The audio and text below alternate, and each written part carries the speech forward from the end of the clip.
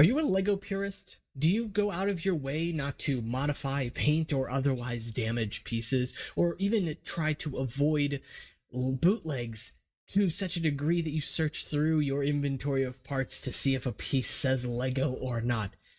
I don't know if anybody goes quite that far, but I'm here to actually tell you, you might want to give bootlegs a shot. There are some really fascinating bootleg sets, brands out there. Some definitely better than others for sure. I've had my fair share of, let's say, not so good bootlegs. As cool as the color may be, it's a little shoddy, but I've also seen some pretty cool bootlegs in my time as well. These pieces, offhand, look pretty similar, although you might be able to tell that one of these is a slightly lighter shade of blue.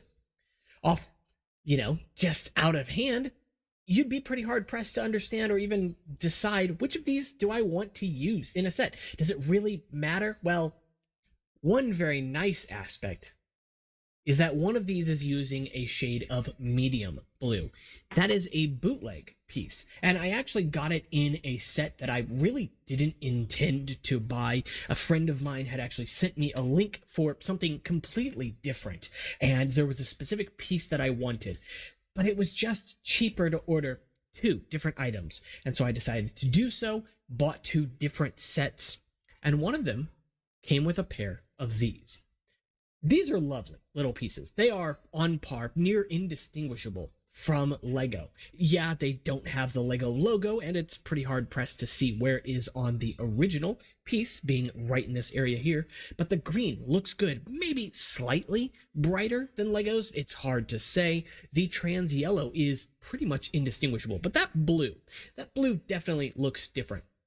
I'm a big fan of medium blue as a color from Lego, so when I saw this, I thought to myself, well, that's kind of unfortunate that it doesn't match the original pieces, but I have about 1 billion of them. I don't need more.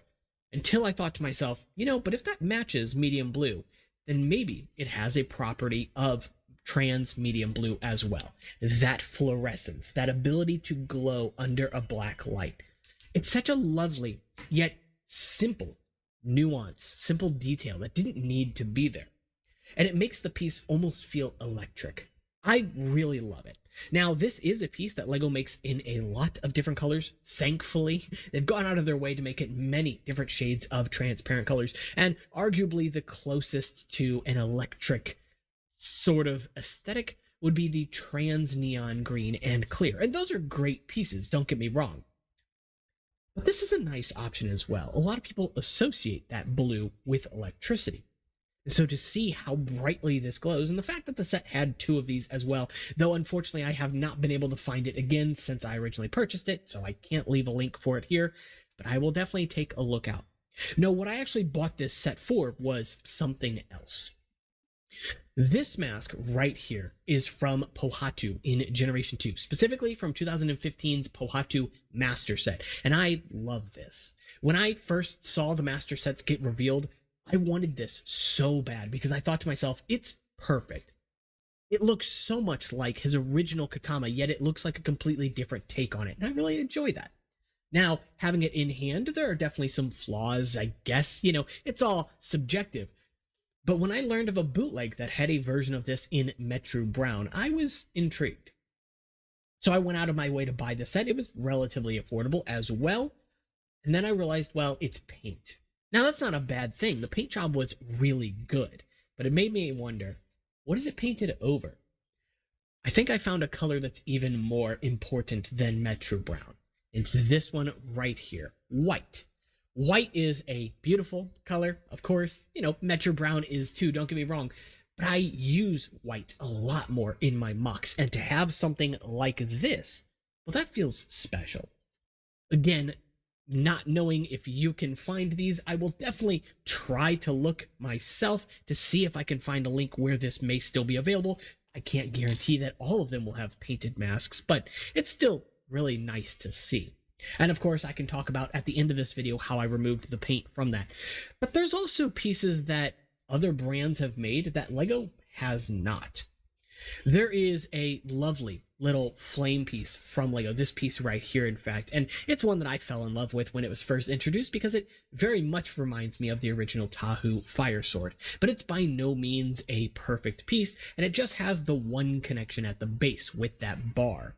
And so while digging through a lot that I bought or something, I came across this, and I thought, that looks cool, but that doesn't look like Lego, and it's not. It's from another brand called Zuru Max Build. Don't quote me on that. I could have that wrong. But it's a really interesting piece. And what I really enjoy about it is this one has these holes through the center. And that larger hole right in the middle is bar sized, meaning that I can put a bar inside of there and use it. What would I do that for? I don't know. But having the option is really special. It's also just an aesthetically very pleasing flame design. I do think I actually even like it better than Legos, but roughly the same dimensions, same kind of footprint here. Bootlegs can be a source of some tremendous pieces, recolors, some very special things. One, before I get into the little topic of the video and going over my thoughts, there's one more that I want to show because it is my favorite Bionicle weapon of all time. And as someone who builds Rahi a lot, I have experimented with a lot of Bionicle weapons, but I always find myself coming back to this one. Now, the piece I'm about to show you has been showcased in other videos before, including on Rahi, but this right here. You see, Lego only made this piece in 3 colors, 2 of them different shades of metallic silver. Not the most exciting for a weapon that's so beloved, at least by me. And for me alone, they should have made it in a dozen colors. Of course not. But you can get your hands on standard green ones. There were some test prints that were made and then were given out by Lego long ago. But I've never found a reason to go out of my way to buy them. I don't build often enough in green, and when I found these pieces available, I knew I had to snatch them up, if at the very least to see how the quality was. I had already known about the brand that made these, Enlighten Brick, or now Q-Man is what they are called. I knew that the quality of those parts was good, so I crossed my fingers and hoped.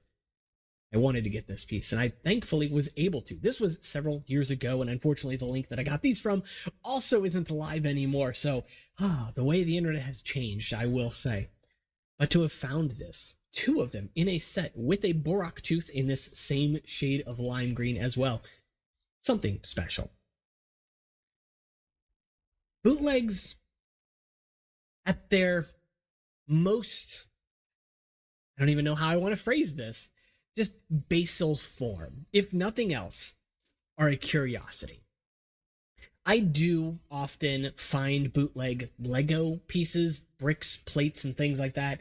For the most part, I'll usually remove them from my collection, not because I don't want them. Sometimes they're actually in really nice colors, but oftentimes because certain brands might round the edges, or they're chewed up, or they're bent or broken or more fragile, a different type of plastic, whatever the case, right? And they're going to throw something off. But occasionally, I find brands that produce some really high quality pieces. And I don't look at them as a competitor to Lego. I don't go out of my way to buy these, except for, on occasion online, to do videos.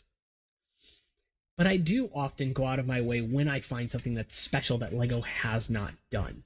Pieces like this, recolors of new and old weapons.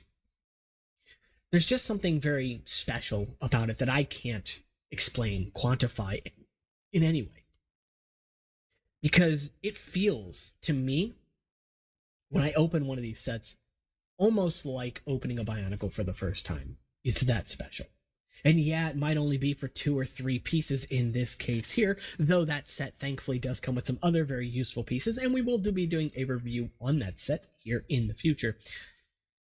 At the end of the day, sometimes it's just worth experimenting. And so I implore you, if you've got 10, 15, 20 bucks, be responsible, of course, but maybe take yourself over to AliExpress or something, just to, at the very least, check out what they have. That doesn't mean you have to buy from them. Of course, I know that there can be some issues when it comes to parts actually arriving, things, though I've had pretty good luck with AliExpress in my time. Doesn't always mean everybody will. But that said, though, sometimes it's worth just checking, just seeing what you find. And on occasion, you'll find something on sale, or they might give you a welcome bonus or something like that, and that feels good too. At the end of the day, it's all about what you get when you open that box. You know, I went out of my way, and I made a video talking about this a handful of days ago as well, to buy something that I've never experienced before. Recently, actually going out of my way to buy a model kit.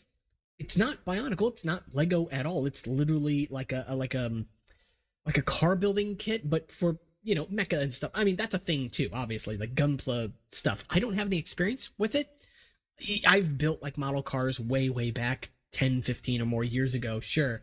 But I had never really gotten that heavily into it. I wasn't terribly good at it back then either. And so that's going to be an experience. But when I saw it and I heard the reviews and I saw what people were saying about it, and, you know, I did my due diligence, did my research, I saw something that it just made me feel something new and different for a change. Not in the same way as Bionicle, of course, and I by no means want to get heavily invested in a completely different, you know, building scheme that's not compatible with Lego, obviously. But it is worth experimenting with, even just once. And so the set that I found, I ended up buying. It is the number 57 R Fossil